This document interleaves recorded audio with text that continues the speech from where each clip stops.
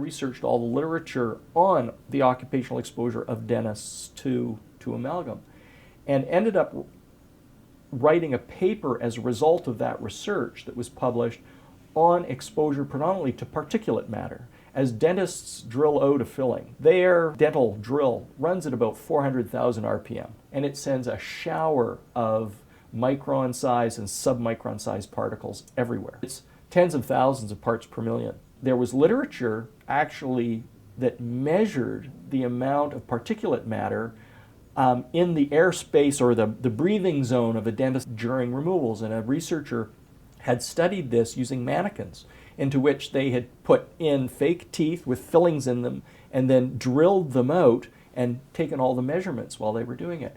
And the dose of particulate matter experienced by dentists, if they don't take precautions, is huge. It's way larger than the vapor exposure they get during the same process. Particulate exposure for a single filling delivers micrograms of mercury, which in mercury terms is a lot.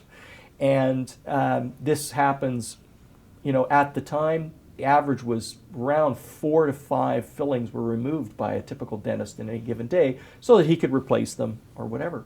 And even if they wear the typical surgical mask, they're designed to stop particles of around 3 microns in size or larger, because that's the size of typical bacteria. Well, the particles of amalgam pass right through that mask because they're well less than 3 microns. They average around 1.5 microns in size and go down to the submicron level.